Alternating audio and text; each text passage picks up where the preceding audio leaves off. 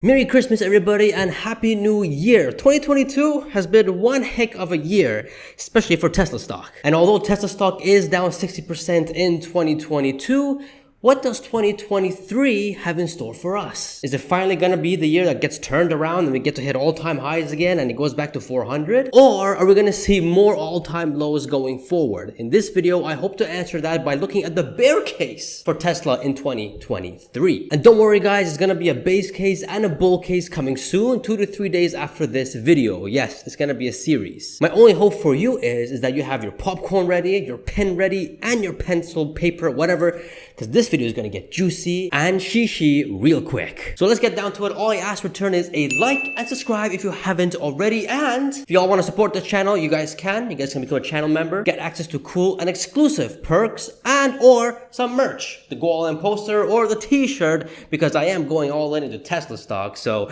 sheesh, let's go. And yes, there is a sheesh shirt too. All right, let's get down to it. So here's the 2023 production and delivery prediction for Tesla. We're going to predict every single quarter for each factory, get the production numbers, and predict intelligently and accurately as possible how much of those produced cars are going to be delivered in each quarter. And then afterwards, we're going to go to this chart and add those following numbers in each quarter and predict what the stock price would be. So I'm telling you, it's going to be a juicy video. So let's first start off with finding out what the daily production is going to be every single quarter for every single Gigafactory. Now, mind you guys, this is a bear case. So if you guys see any numbers that you don't like, don't bash me, because this is my bear case. And if worse comes to worse, I think this is what they could do. Worst comes to worst. Starting off with Shanghai, daily production, they do about 2,600 to 3,000. I think recently they've been hitting the 3,000 mark, going full capacity, despite that we're in a recession. But for this bear case, let's say 2,600 every single day, working day. So in Q1, I did about 2,600 multiplied by 83 days. Now, there's about 90 days in a quarter. So why is there 7 days off? Well, that's because of the lunar holidays. Or better yet, the Chinese New Year, which they are off about 7 days. So knowing that, I reduced 7 days, which we got 83 days, and we got about a total production of 215,800 vehicles produced just in Q1 alone in Shanghai. In Q2, same production rate of 2,600, but 90 days, we get 234,000 vehicles produced. Same thing with Q3 and Q4. Assuming that they're not going to do any expansions, no new Gigafactory, any major upgrades, and nothing. Just keeping it the same. I think that's pretty bearish if you ask me, but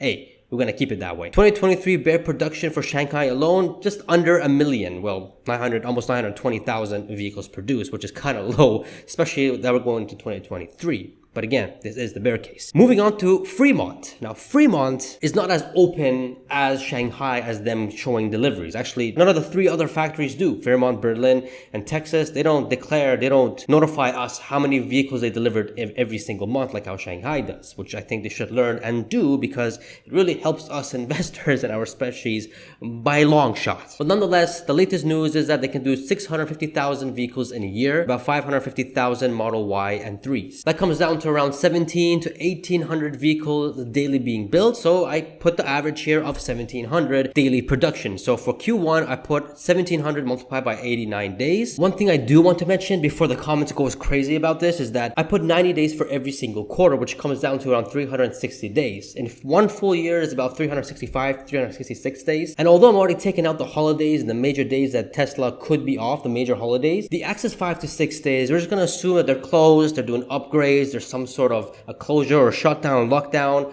a holiday. Let's just call it a holiday for them. More holidays, just to stay more conservative. Now that's clear, let's move on. So I multiplied 1,700 by 89 days. Why not 90? Because one day is a holiday. I forget what kind of holiday there was for California or for the US, but I know there's a holiday for sure. It's a major one, which Tesla factories do close for those days. So 89 days, and we get 151,300 vehicles produced. Same thing for Q2, 89 days, same amount. But in Q3, I increased the daily production from 1,700 to 1,750 because there is some upgrade going on in Fremont. So not increasing it would be super bearish. So I increased it by 50 vehicles produced extra a day, and that would give me 155,750 vehicles. Same thing with Q4, but 88 days with 2 major holidays, and we get about 154,000 vehicles total. Fremont's going to produce about north of 612,000 vehicles. Like I said earlier, full capacity as we know now is about 650,000. We're way below that. So this is good for a bear case. All right, moving on to Berlin. Now, Berlin and Texas, they're both exciting because recently they both hit 3,000 vehicles produced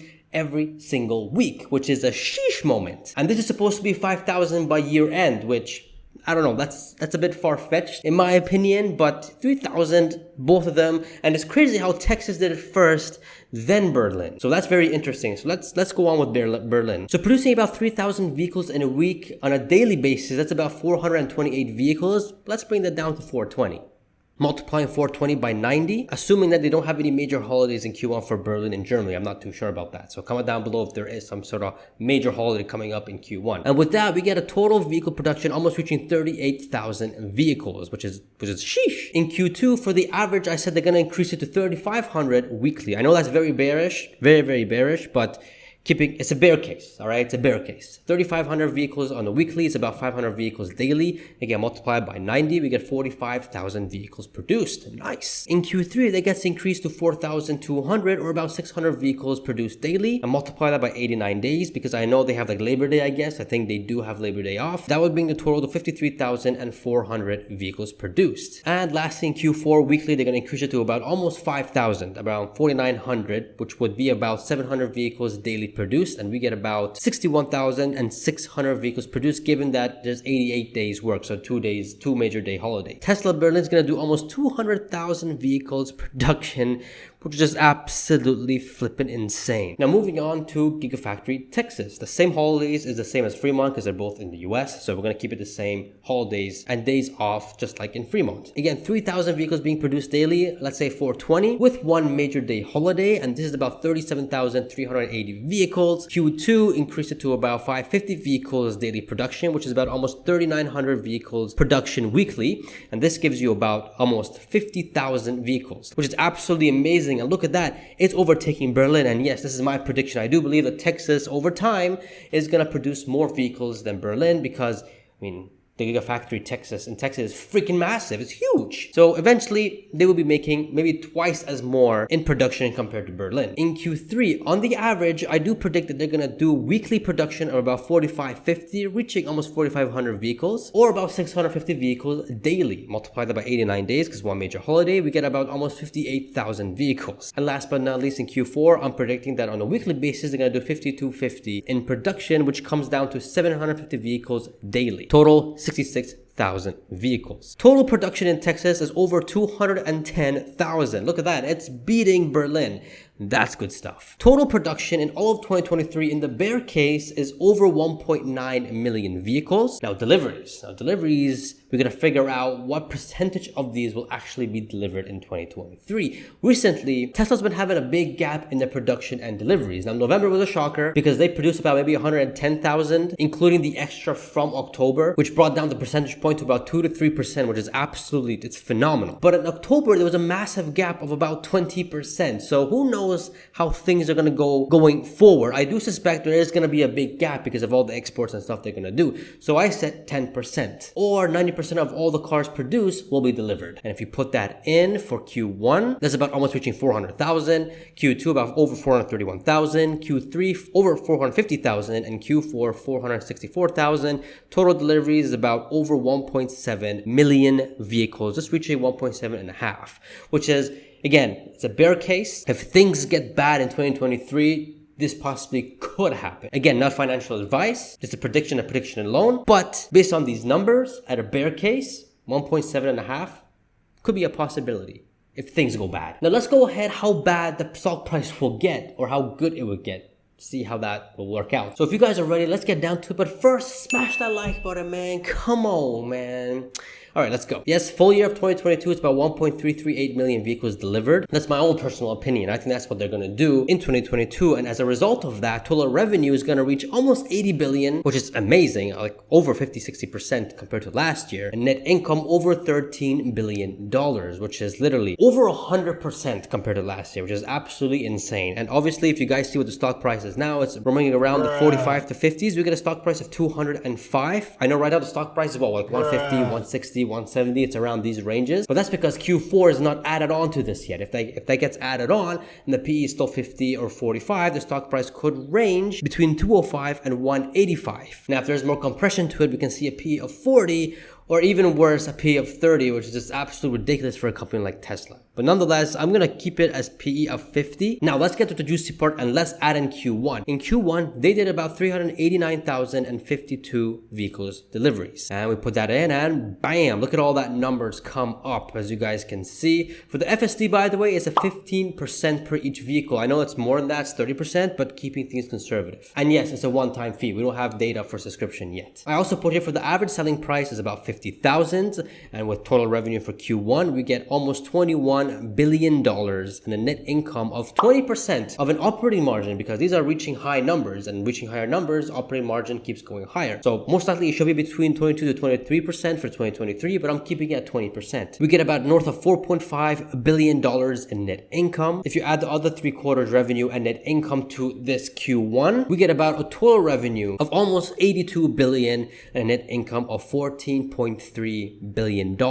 Now for shares outstanding, it is increasing. I said every single quarter they're going to increase 1%. Despite the fact there is a buyback coming for Tesla in 2023, we're just going to cancel that out and assume they're not going to do it. EPS on a quarterly basis about $1.41, and the total EPS going back 3 quarters and including this quarter, which closes a full fiscal gap to figure out the PE afterwards, is around $4.44. Not bad. Now the PE, we'll come back to the PE at the end of it. Let's figure out what the sales and revenue will be for all quarters, and then we'll see what the stock price will be at the end. In Q2, we're assuming in the bear case they're going to deliver 431,325 vehicles, and bam, here we go again. But they're still reducing prices on their vehicles because we are in a recession, and we are expecting more price cuts from Tesla to come. So that's why we reduce it down to 49,000 per vehicle being sold, and we get a Q1 total of north of $22 billion and a net income over $4.8 billion. Guys, note, I want to make this note. There's no energy here, which in energy is making an impact on Tesla right now. Recently in Q3, they did about $1 billion in total revenue of just energy alone, which is absolutely insane. But that's not included here. Here it's just a little bit of FSD and vehicles alone. So you want to talk about being conservative?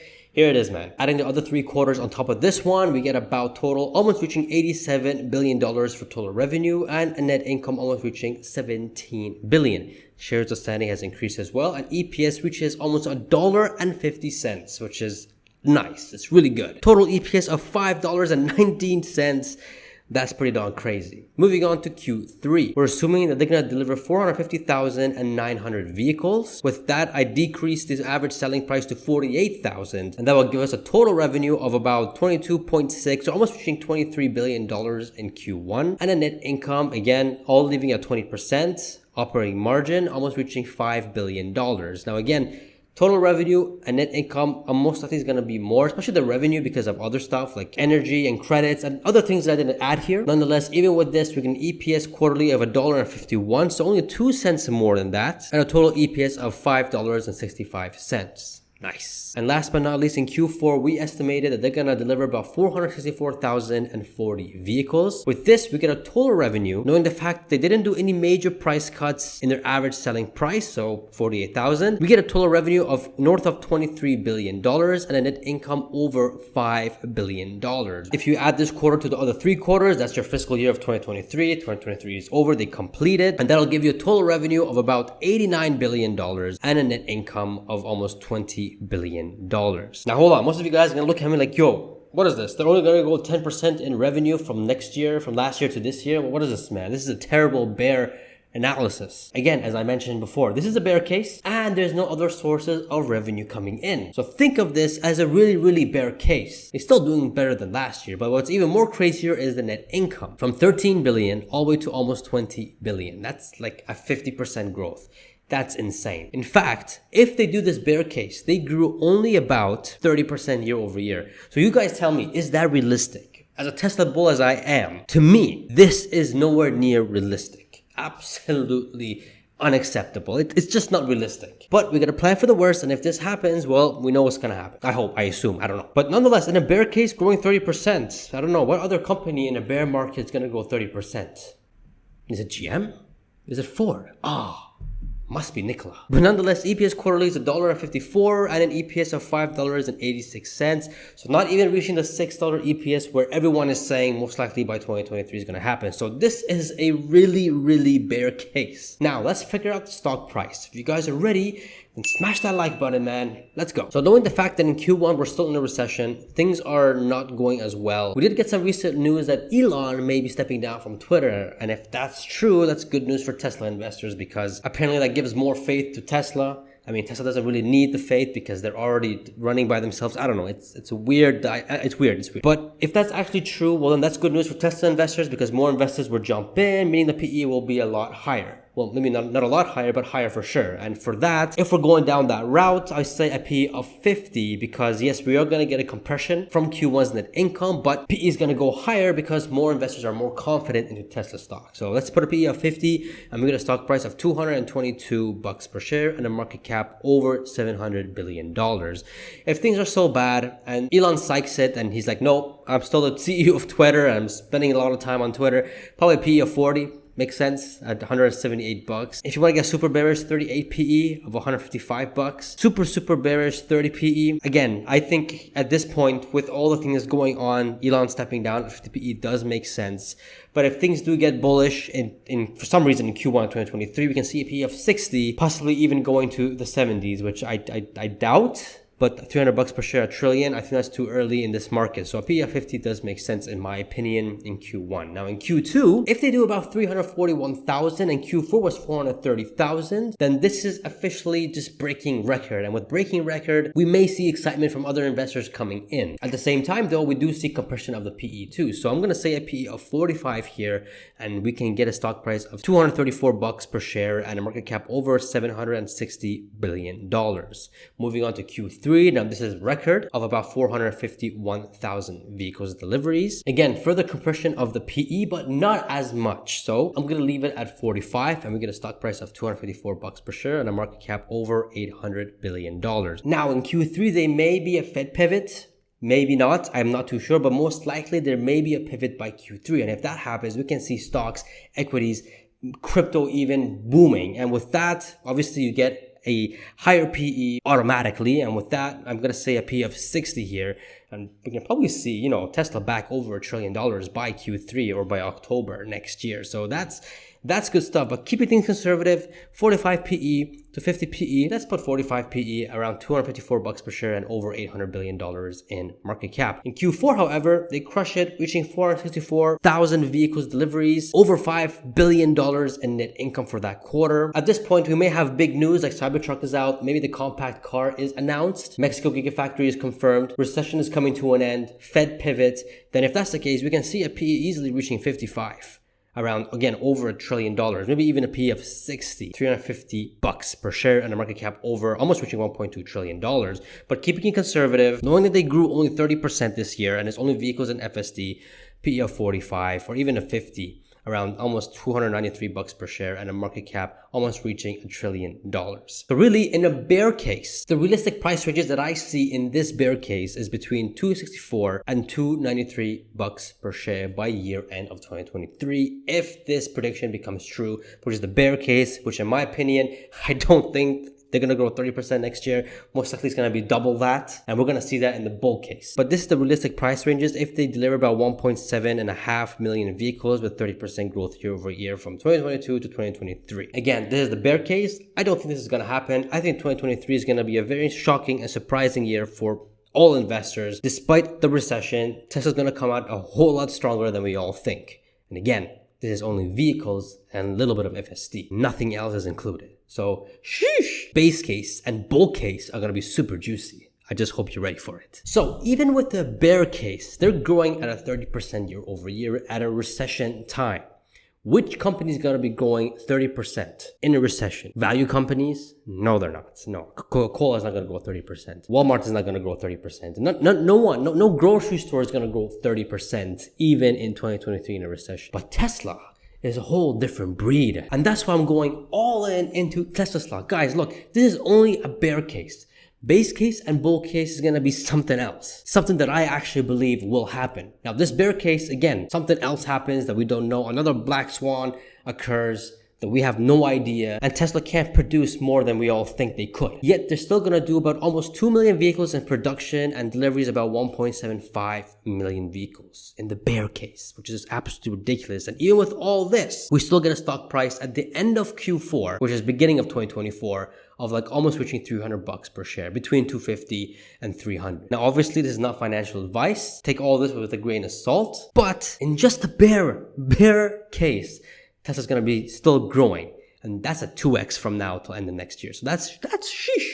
That's insane. But let's see how the bear case will last, how it'll age well until a year from now. But this is just a bear case. If you guys want to see what the base case, what I think the base case could be, check it out. Now, if you're an early viewer, 2 or 3 days after this video is posted, you may not see it here because it's not posted yet. It comes out 3 or 4 days after this video has been posted. But if you are watching this and it shows here, check it out. You won't be disappointed. But if you guys don't see it, check out this Tesla gambler versus Tesla investor. It's a funny little skit that I made together in less than 2 minutes, or a little bit over 2 minutes. But anyways, check out some merch, guys. Support the channel and don't forget to subscribe, and I shall see you guys in the next video. See ya.